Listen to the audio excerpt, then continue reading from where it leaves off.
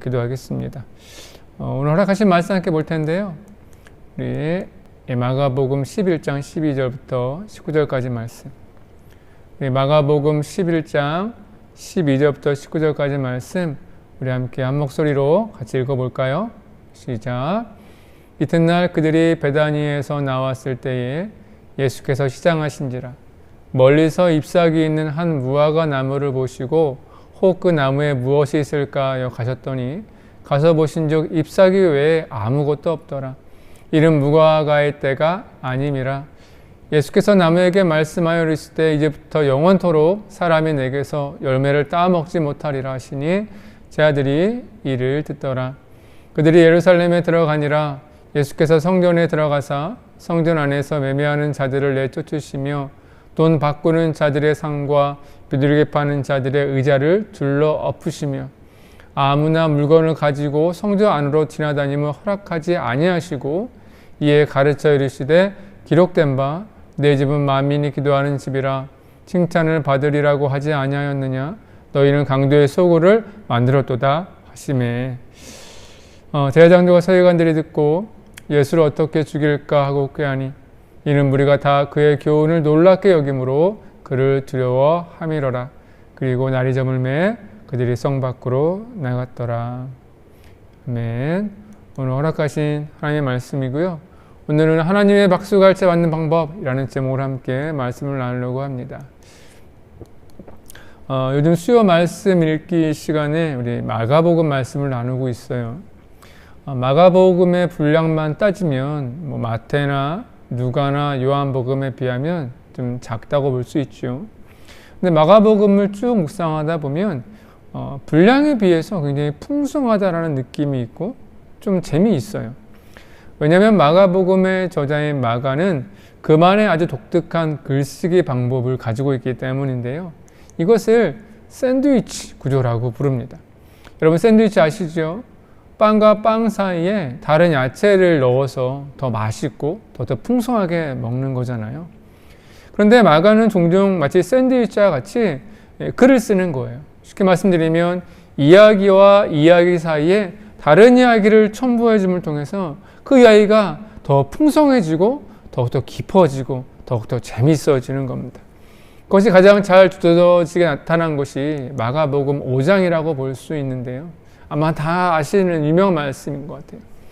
처음에는 회당장 야이로가 죽어가는 딸 때문에 예수님에게 와서 속히 예수님을 이끌어가는 걸로 얘기가 시작이 돼요. 근데 가시는 중에 혈루증 아는 여인을 만나게 되고 이 여인을 치유로 하는 사건이 벌어지게 되고요. 그리고 다시 한번 이 사건 후에 길을 떠나시게 되는데 이 여인의 이야기 때문에 시간이 지체되어 버린 거예요. 그래서 가는 동안에 야이로 딸이 죽었다는 소문을 듣게 되고 이 소식에 야이로는 망연자실하며 포기하게 되는데 그때 예수님께서는 딸은 죽은 것이 아니라고 그는 살아날 것이라고 말씀하시면서 치유하는 이야기로 이야기가 전개가 되는 거예요. 근데 만약에 여러분 생각해 보세요.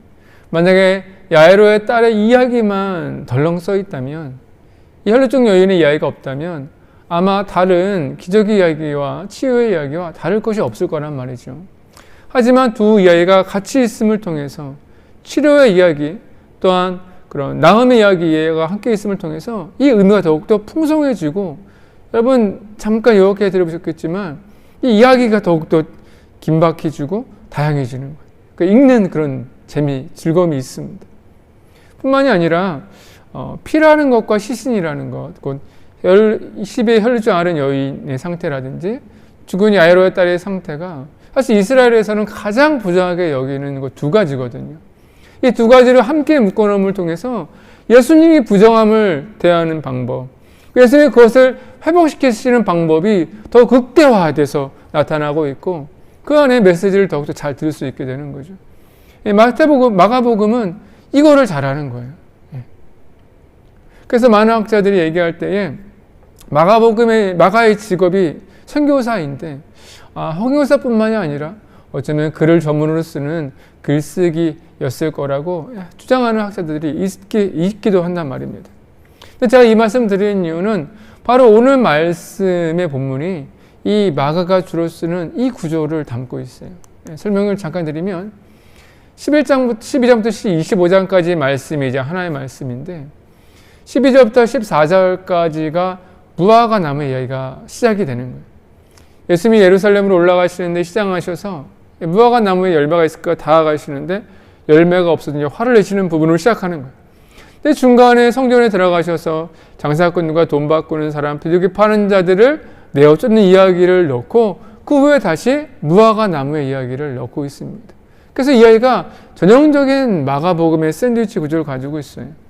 그래서 우리는요, 이 이야기를 통해서 무엇을 알 수 있나요? 이 무화과 나무의 이야기와 성전의 이야기가 굉장히 서로 연관성이 있고 이 두 이야기를 통해서 정말 강렬하고 더욱더 분명한 우리 마가복음의 메시지, 예수님의 메시지를 들을 수 있다는 것을 알게 되는 거죠.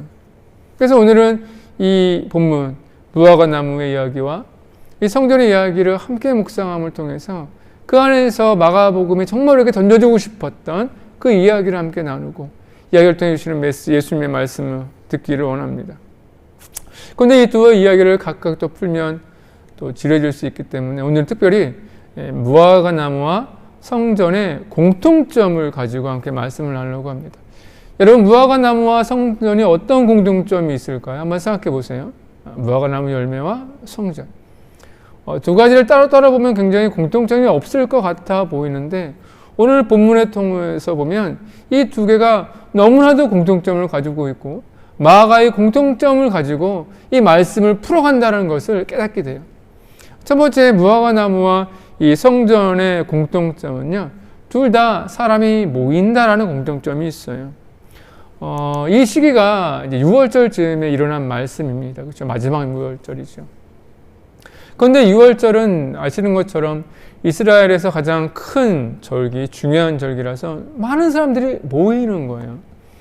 평소에 예루살렘에는 인구가 5만 정도라고 하는데 이 6월절 기간에는요, 적게는 100만, 많게는 200만까지 수많은 사람들이 모이는 거예요. 근데 이 무화과 나무도 마찬가지입니다. 이 6월절 즈음에 이 무화과 나무의 열매가 맺히게 되는데 특이한 것은 아래 사진에 그려 보시는 것처럼 무화과 나무는 두 번의 열매를 맺는다고 그래요.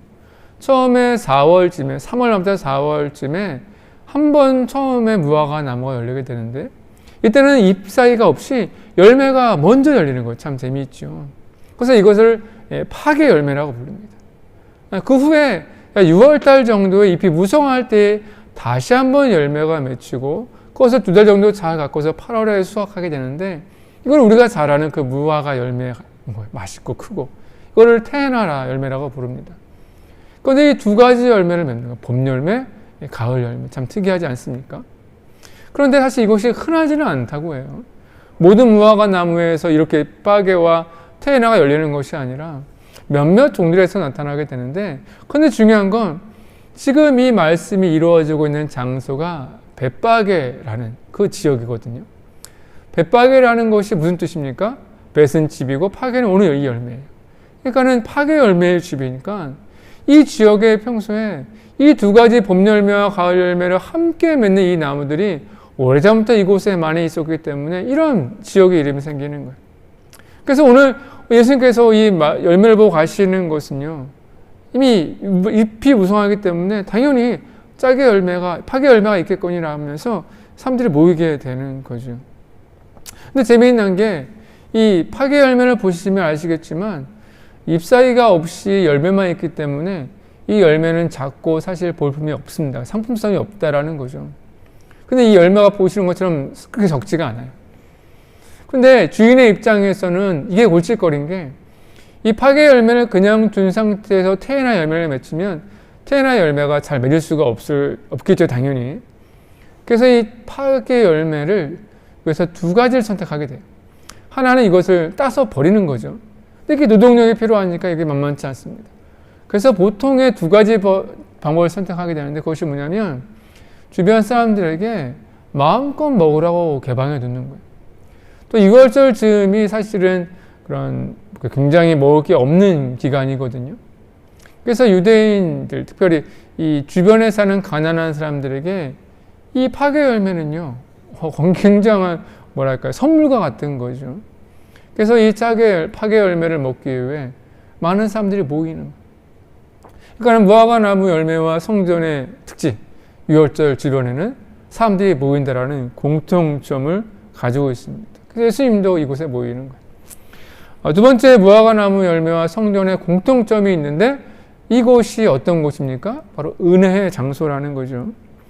여러분, 유월절을 지키기 위해 수많은 사람들이 순례길을 떠나서 옵니다. 그게 얼마나 험하고 뭔지 모릅니다. 누군가는 가까이서 오기도 하겠지만 어떤 사람들은 바다를 건너고 광야를 건너고 사막을 건너고 힘겹게 온단 말이에요. 그 사람들이 왜 유월절에 이렇게 힘겹게 순례길을 떠나 성전에 오는 것일까요? 무엇을 기대하면서요? 바로 은혜란 말이에요. 은혜. 은혜를 받기 위해 성전에 모이는 거예요. 10편에 150편인데 그 중에 15편은 순례자들의 노래입니다. 그러니까 성전에 올라가면서 부르는 노래예요. 그 중에 유명한 노래가 이거죠. 내가 산을 향하여 눈을 들리라 나의 도움이 어디서 올꼬 나의 도움이 천지를 지으신 여호와께로서로다. 이 찬양을 부르면서 콧노래를 부르면서 기쁘게 성전을 향해 오는 거예요. 왜냐하면 그곳에 도착하면 하나님의 은혜가 있기 때문입니다. 그런데 무화과 나무 열매도 마찬가지겠죠. 앞에 나누었지만 세상에 이런 게 어디 있어요? 가난한 자들에게 공짜로 이렇게 풍성하게 먹을 수 있을 때가 언제입니까? 부자할 거 없어 보이겠지만 그들에게는 꿈과 같이 맛있었을 거예요. 그래서 이쯤 되면 가난한 사람들, 배가 굶주린 사람들은요, 이 무화과 나무로 모이는 거예요. 바로 은혜입니다. 공짜로 먹는 은혜, 그런 선함을 누리는 은혜. 그 은혜의 장소라는 거예요. 그 두 가지 중요한 공통점이죠. 성전과 무화과는 사람이 모이고 그 안에 은혜를 누리게 되는 겁니다. 여기서 한 가지만 말씀 나누면, 여러분, 우리의 길이 순례자의 길이 되기 원합니다. 우리의 길이 순례자가 될 수 있는 길은 우리의 인생의 길 끝에 바로 주님의 은혜가 있기 때문입니다. 할렐루야. 세상에 이런 노래가 있습니다. 여러분 아시나 이 노래? 인생은 나그네 길 어디서 왔다가 어디로 가는가. 이 뒤에 가사는 이래요. 구름이 흘러가듯 떠돌아가는 길에 정일랑 두지 말라 미련일랑 두지 말라. 여러분, 세상은요 인생의 길이 나그네 길에 비유하며 노래합니다. 왜냐하면 가는 길에 어떤 것을 만날지도 모르고 그 길을 간 후에 거기에 무엇이 기다릴 수 있을지 아무도 모르기 때문에 아무도 그것을 감사함으로 흥겹게 갈 수가 없어요. 고단하고 힘들죠. 하지만 성경은요 달라요. 우리의 인생이 순례자의 길이라고 말합니다. 왜냐하면 가는 동안에 주님의 보호하심이 있고 도착하면 주님께서 예배해 주신 은혜가 있기 때문에. 여러분은 지금 어떤 길을 살고 계십니까? 은혜의 길입니까? 순례자의 길입니까? 아니면 고난의 길, 나그네의 길입니까? 바라긴 우리의 길이 순례자의 길이 되길 믿습니다.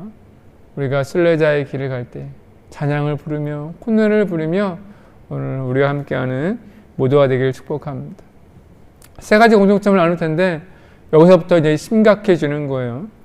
세 번째 공통점은 그러나 없었다라는 겁니다. 없었다라는 거. 무엇이 없었다라고요? 은혜가 없는 거예요. 열매를 기대하며 예수님께서는 무화과 나무 곁에 가셨지요. 본문대로 잎새가 있었기 때문에 열매가 있을 줄 아셨어요. 근데 없었습니다. 결국 예수님의 걸음은 허탕이 되고 말았어요. 예수님 뿐이겠습니까? 예수님과 함께 왔던 제자들도 헛걸음한 거죠. 근데 가만히 생각하면 예수님만 또 제자들 뿐이겠습니까? 이 파괴 열매를 기대하던 가난한 사람들, 굶주린 사람들도 이곳에 왔다가 허탕치고 헛걸음으로 돌아갔겠지요. 그렇다면 처음부터 열매가 없었을까? 이 말씀의 전체적인 맥락에 보면 그렇지 않습니다. 누군가가 이 열매를 다 먹어버린 거예요. 뒤에 있는 사람, 더 필요한 사람, 굶주린 사람 생각하지 않고 파괴 열매를 다 먹어버린 사람이 있기 때문에 예수님에게 열매가 없는 거예요. 그래서 예수님이 사실 본문에서 무화과 나무를 저주하시지만 어쩌면 예수님께서는 하나도 남겨두지 않고 다 먹어버린 욕심 많은 사람, 그 사람을 향해 저주의 말씀을 하고 계시지 않나 싶습니다. 그런데 예루살렘도 마찬가지라는 거죠. 100만이 넘는 수많은 사람들이 은혜를 기대하며 성전에 왔어요. 하지만 그들을 기다리고 있는 것은 무엇인가요? 오늘 말씀을 보니까 매매하는 사람, 동전 바꿔주는 사람, 비둘기 같은 매물을 파는 사람, 재물을 파는 사람, 그런 사람들이 기다리고 있더란 말입니다. 그리고 거기서는 동물들의 오물 냄새가 가득하고, 혹시 여러분 돈 냄새 그런 말 들어보셨어요? 탐욕에 찌든 사람 옆에 가면 뭔가 기분 나쁜 그런 느낌들이 있단 말이에요. 그런 것들로 가득한 거예요. 순례자들을 맞이한 건 잘 준비된 은혜의 자리가 아니라 잘 차려진 장사판이었단 말이죠. 그들은 의월절에 특수를 누리겠죠. 수많은 사람이 모이게 되니까 얼마나 많은 돈을 벌었겠습니까? 하지만 정작 은혜를 구하며 어떤 사람들은 은혜를 누리지 못한 채 그냥 잘 왔다 갔네, 정말 좋은 구경 왔네, 그러면서 가는 거죠.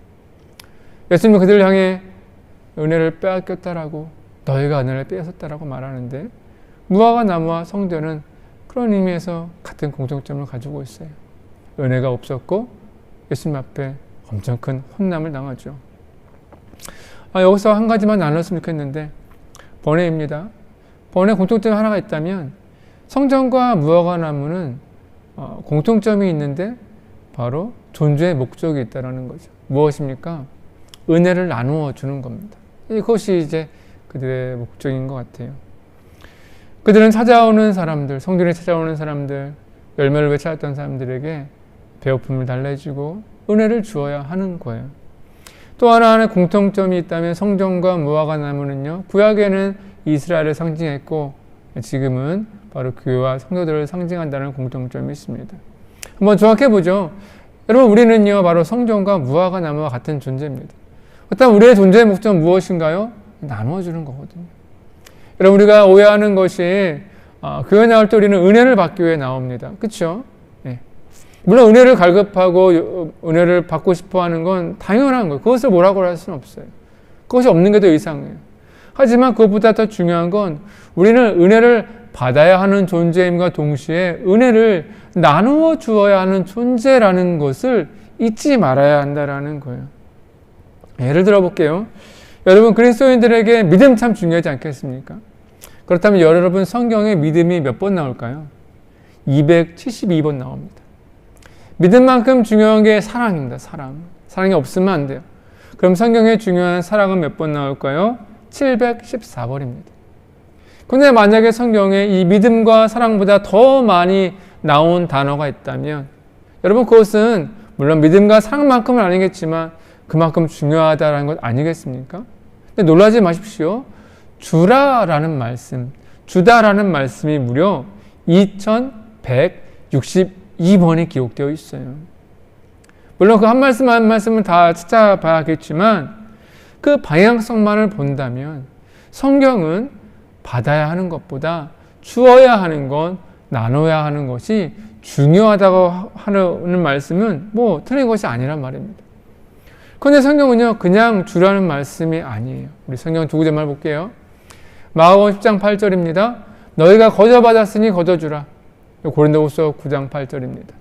하나님이 능히 모든 은혜를 너희에게 넉넉히 넘치게 하시나니 이는 너희로 모든 일에 항상 모든 것이 넉넉하여 모든 착한 일을 넘치게 하려 함이라. 모든 착한 일을. 두 본문의 공통점이 있죠. 나누어주는 것이 얼마나 중요한지. 이외에 많은 본문을 통해서 우리는 나눔의 원리를 좀 나눴으면 좋겠는데, 나눔의 첫 번째 원리는요, 나누는 것은 그냥 나누는 것이 아니라 앞에 어떤 말씀처럼 주님께 받은 것을 나누어 주는 거예요. 요즘 코로나19 때문에 우리 학원 강사님들이 참 힘들다라고 하더라고요. 다른 것이 아니라 이런 얘기를 들었어요. 예전에 학생들하고 얼굴을 이제 보면서 강의할 때는 주고받는 게 있다라는 거예요. 이 선생님이 열심히 가르쳐주면 아이들이 열심히 공부하고 이렇게 받아쓰는, 또 열심히 있는 모습으로 이 선생님이 뭔가 이렇게 보람을 느끼는 거예요.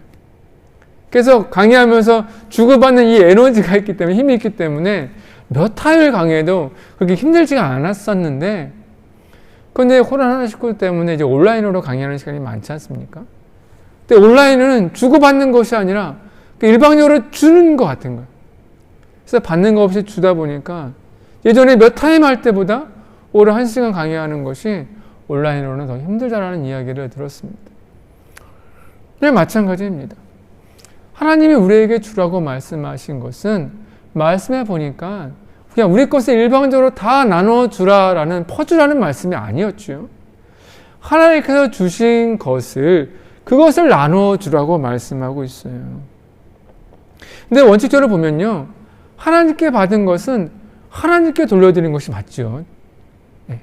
하나님께 받은 것에 대한 감사 혹은 기쁨, 찬송, 예배 등을 올려드리는 거예요. 근데 하나님은 그것을 누구에게 돌리라고 말씀하고 있냐면 이웃에게 나눠주라고 말씀하고 있네요.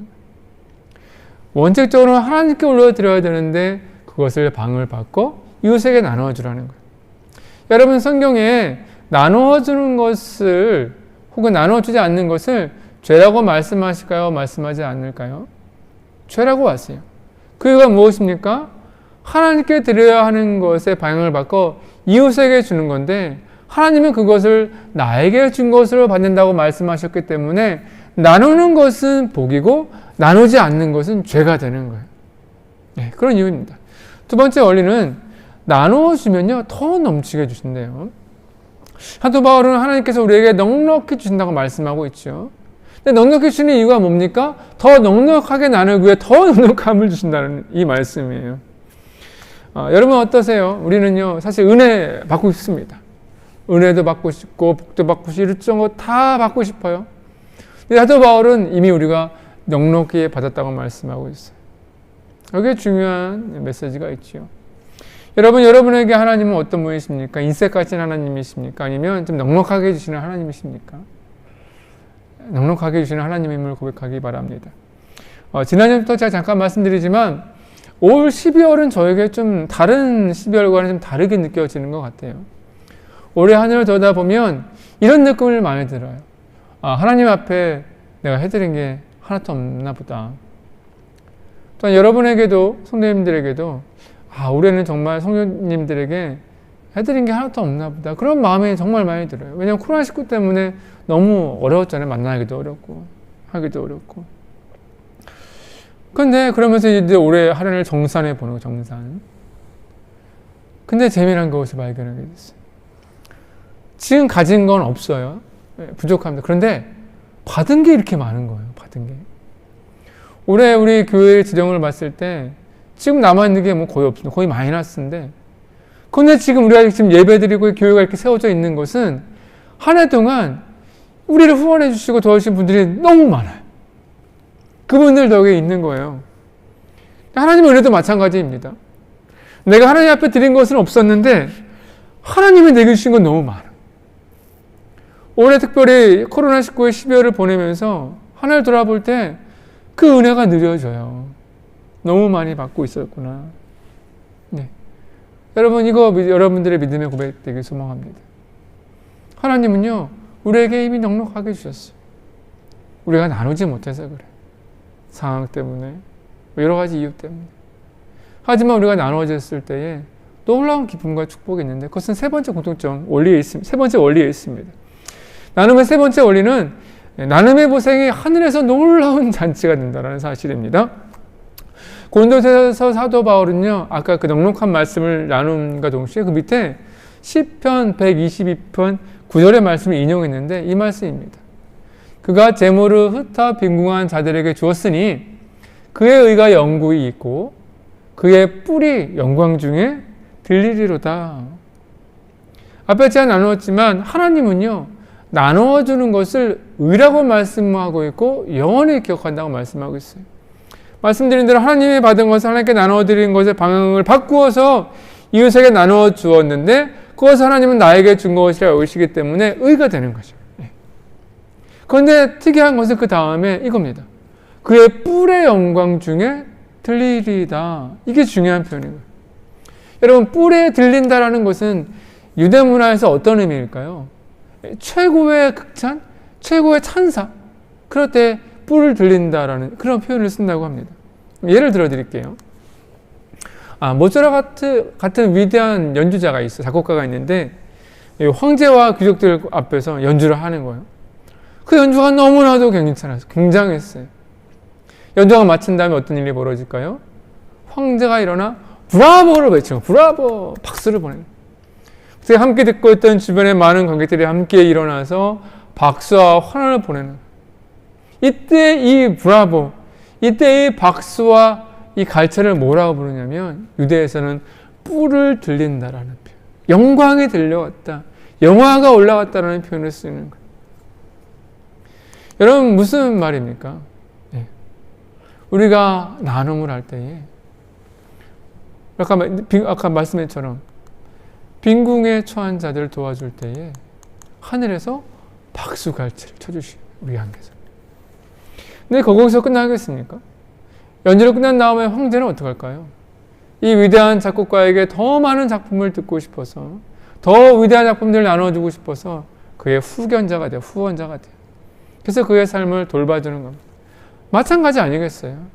하나님이 우리의 선함을 보고 박수갈채를 보내신 후에 그냥 두시는 것이 아니라 우리에게 더 많은 갈채와 더 많은 박수를 보내시기 위해서 우리의 후원자가 되어주시는 거예요. 그래서 나눔을 하게 되면 더 풍성한 나눔이 따라오게 돼 있어요. 할렐루야. 이것이 나눔의 원칙입니다. 여러분 12월은 나눔의 달이라고 하죠. 우리가 받은 은혜들도 나눠주겠지만 정말 추울 때에 얼마나 힘든 사람들이 많이 있고 특별히 코로나19로 얼마나 어려운 분들이 많이 있어요. 여러분의 마음을 나누시기 바랍니다. 여러분의 기쁨을 나누시기 바랍니다. 여러분의 물질을 나눠주시기 바랍니다. 여러분 우리가 하나님께 받은 것은 물질만이 아닌 거 아시잖아요. 하나님께 받은 것이 너무 풍성하고 너무나 많아요. 마음의 기쁨, 마음의 위로. 그것을 나눠주라는 거예요.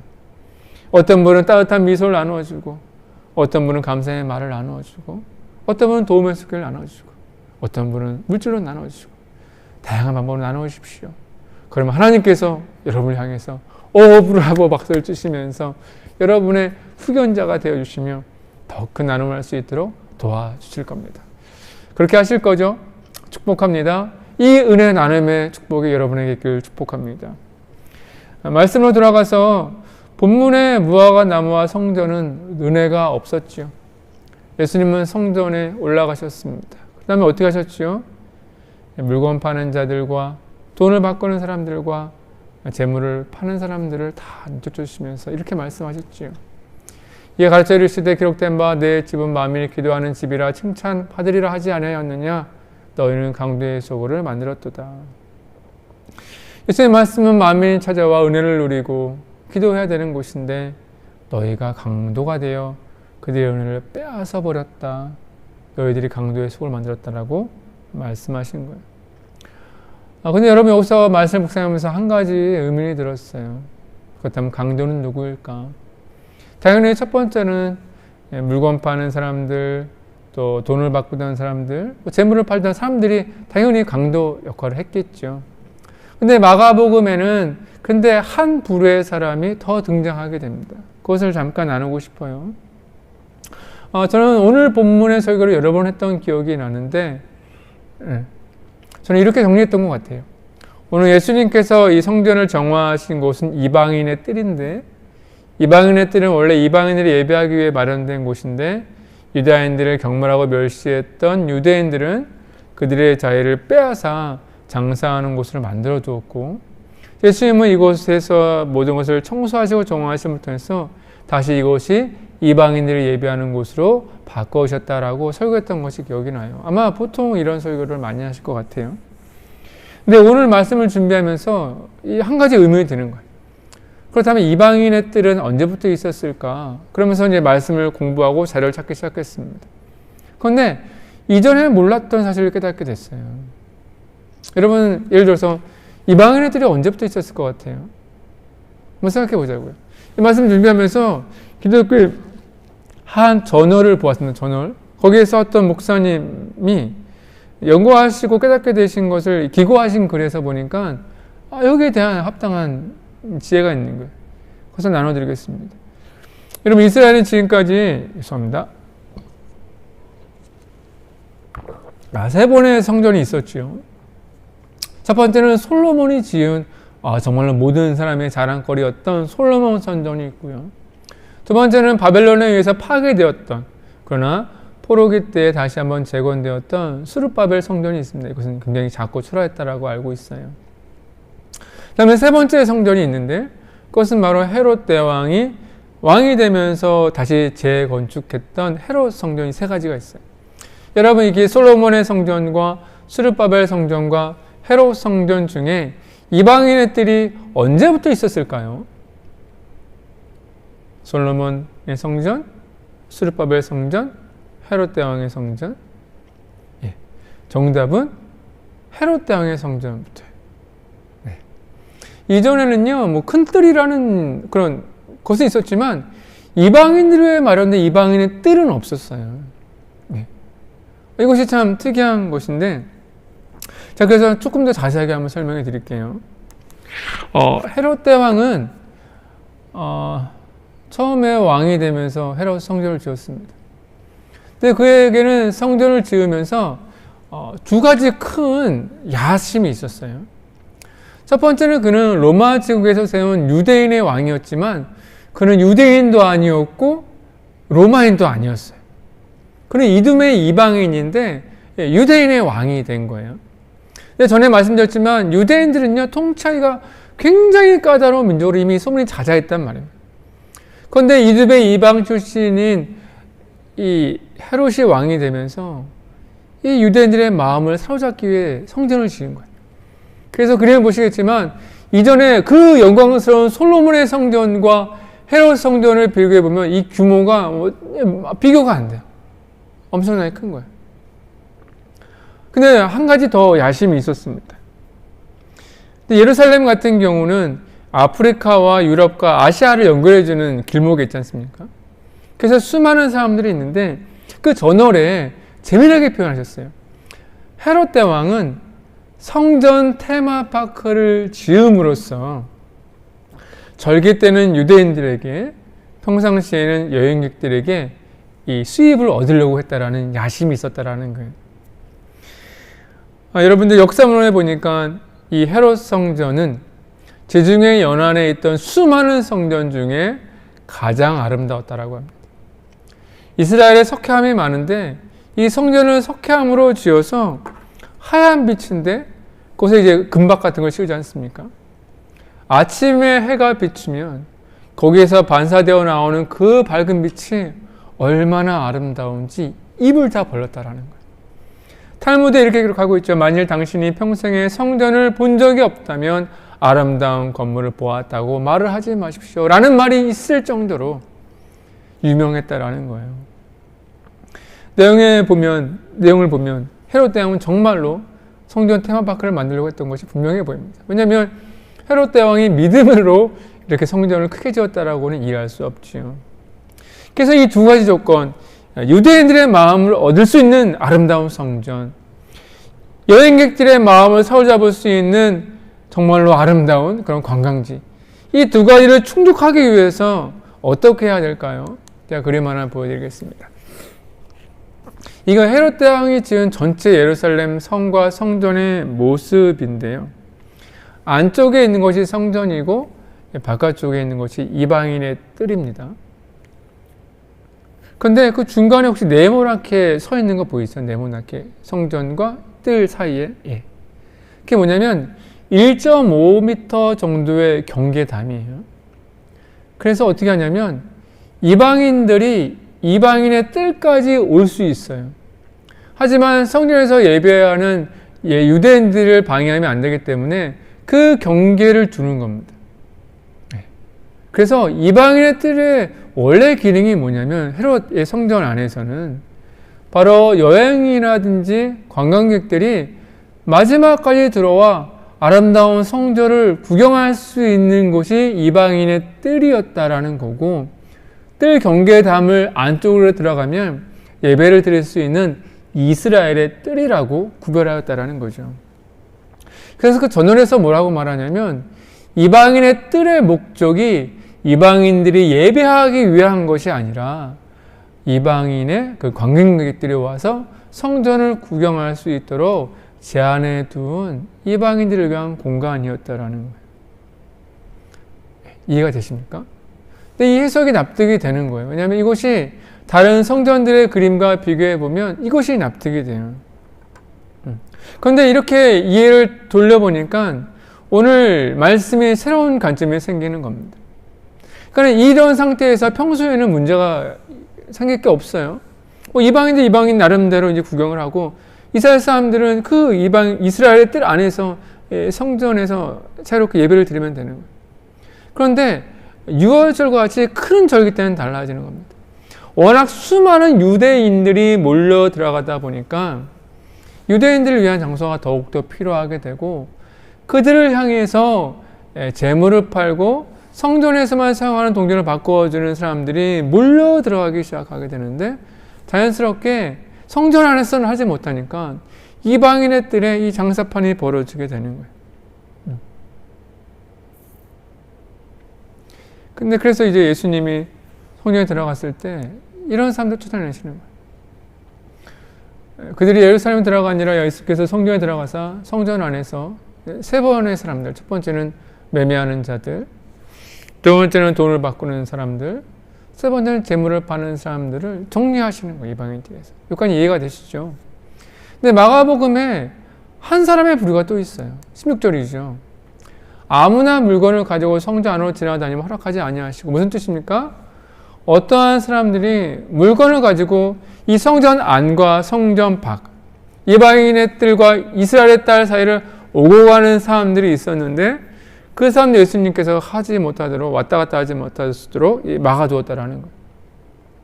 그 전원에서 주장하기를 어떤 거냐면, 이 아무다라는 사람이 누구냐면 바로 제사장들과 레위인들이었고, 그들이 들었던 이 물건은 무엇이냐, 바로 장사 혹은 자리세로 받은 이 돈뭉치기를 가지고 왔다 갔다 하고 있었다라는 거예요. 말씀드리면 이 6월절 절기에 수많은 은혜를 받기 위해 모이는 수많은 사람들을 위해 기도하고 예배를 인도해야 되는 사람, 거기에 집중해야 하는 사람들, 그 제자들과 레위인들이 거기에 집중하지 못하고 밖에 나와 장사하고 돈을 걷어가는 곳에 집중되어 있었다라는 거예요. 그들 향해서 예수님께서는 너희가 강도라는 거예요. 너희들이 이것을 강도적으로 만들어놨다는 거예요. 마치 겉에 입은 무성하지만 나누어줄 열매가 없었던 것처럼 제자들과 레위인들은 사람들이 봤을 때 대단한 사람들이다. 성전에서 일을 하다니, 예배를 집도하다니. 그런데 그들에게는 은혜를 나누어줄 은혜가 없는 거예요.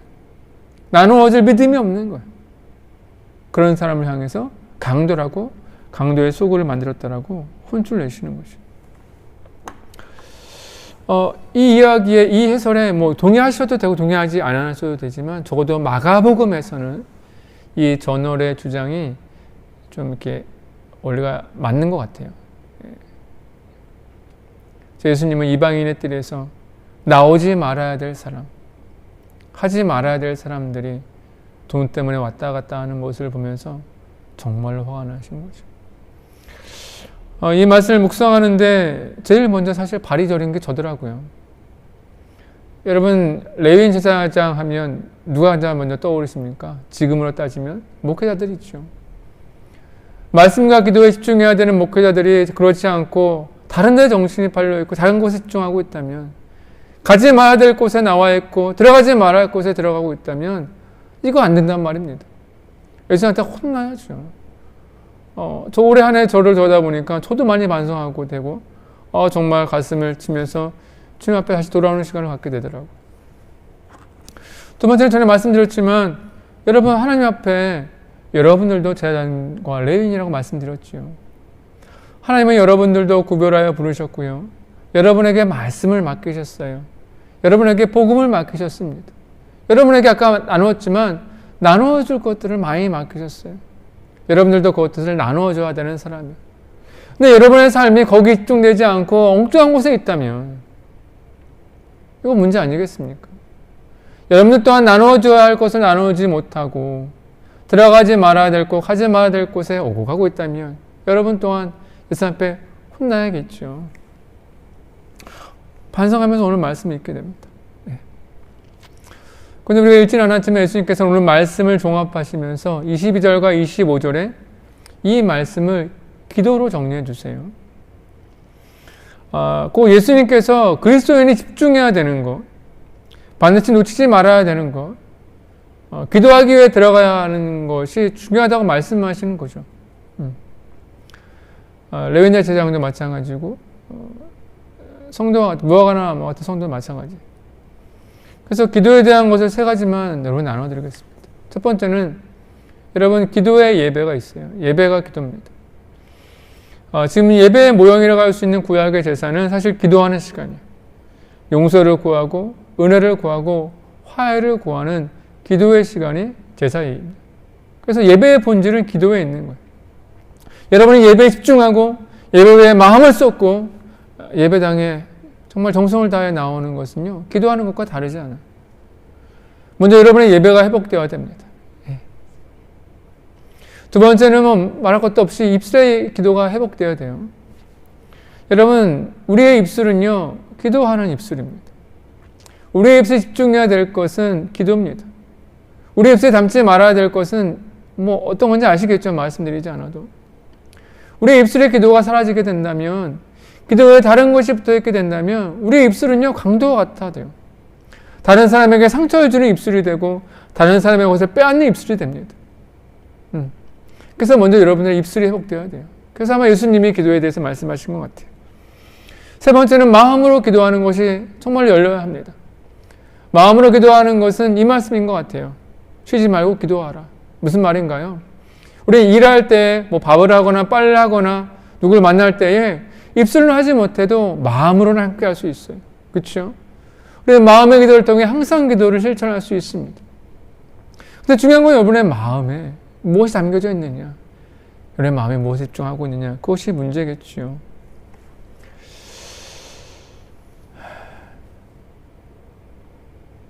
근데 저는 앞에서 하나님께서 우리의 것을 나누어 줄 때에 그것을 하나님은 큰 의로 여기시고 뿐만이 아니라 뿔을 들린다라는 표현을 통해 박수와 갈채를 보낸다고 말씀드렸죠.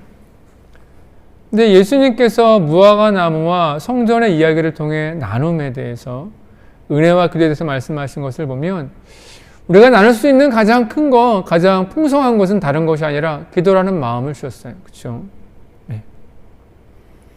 반대로 말하면 우리가 기도하는 것은 단순히 우리의 소망을 주님 앞에 올려드리는 것뿐만이 아니라 다른 사람을 위해 중보하고 나라를 위해 중보하는 것은 하나님은 그것을 의를 여기실 뿐만이 아니라 그것을 굉장히 기뻐하시면서 박수갈채를 보내신다는 거죠. 그리고 후에 우리가 더욱더 풍성한 기도를 할 수 있도록, 더욱더 능력 있는 기도를 할 수 있도록 우리의 기도의 후원자가 되어진다라고 말씀드릴 수도 있는 거예요. 여러분, 오늘 말씀의 제목을 하나님께 박수갈채를 받는 방법이라고 말씀드렸죠. 여러분, 이건 모든 그리스도인들의 소망, 갈망 아닙니까? 하나님 앞에 칭찬되는 거. 근데 오늘 말씀을 보니까 다른 것이 아니에요. 내게 주신 것을 나누는 겁니다. 그러면 주님의 박수갈채 받을 수 있어요. 그냥 나누는 것뿐만이 아니라 예배하고 기도하는 거예요. 여러분, 코로나19로 인해서 요즘 참 많이 힘들고 있는데 이때 우리가 무엇에 집중해야 되나? 우리의 마음에, 우리의 입술에 깨닫게 되는 시간인 것 같습니다. 여러분, 우리가 정말로 온전히 주님 앞에 예배하고 기도하려면 사실 우리의 노력으로는 되지 않습니다. 사실 우리의 영이 세워져야 돼요. 근데 영이 세워지는 것은 아주 간단합니다. 예수님과 함께하면 돼요. 예수님과 함께하면 영이 세워지고, 영이 세워지면 우리는 그때 비로소 나눔과 예배와 기도 온전히 할 수 있게 되는 거예요. 여러분, 12월 이제 한 달밖에 남지 않았는데 우리가 나눔이 풍성해지고 우리의 예배와 기도가 더욱더 깊어지고 풍성해지길 축복합니다. 그러려면 우리가 물론 노력도 필요하고 결단도 필요하겠지만 먼저 우리가 대림절 예수님을 많이 생각하게 될 텐데 그때 예수님을 더욱더 가까이 하게 되고 예수님의 마음에 품으면 그런 일들이 일어나게 돼요.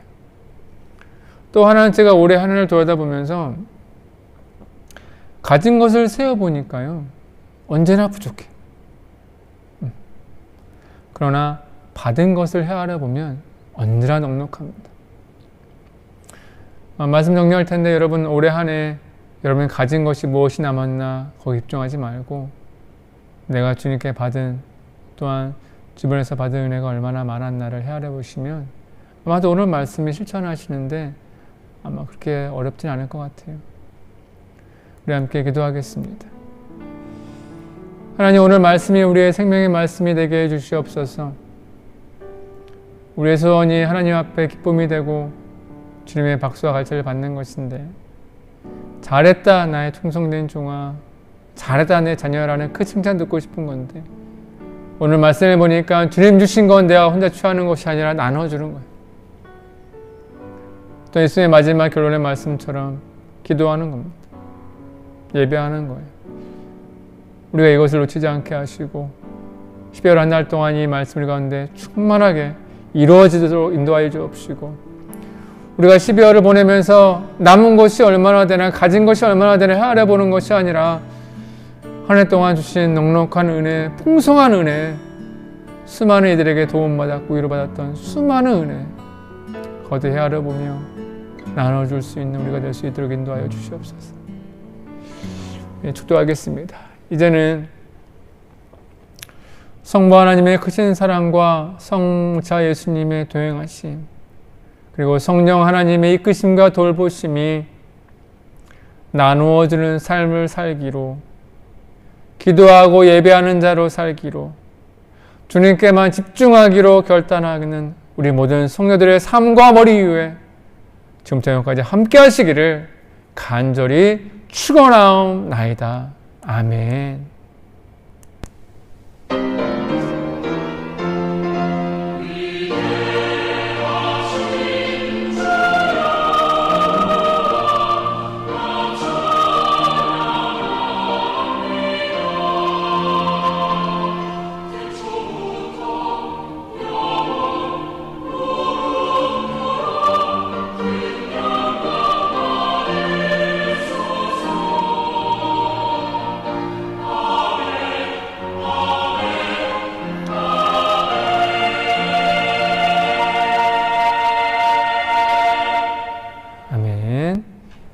예배를 마쳤습니다.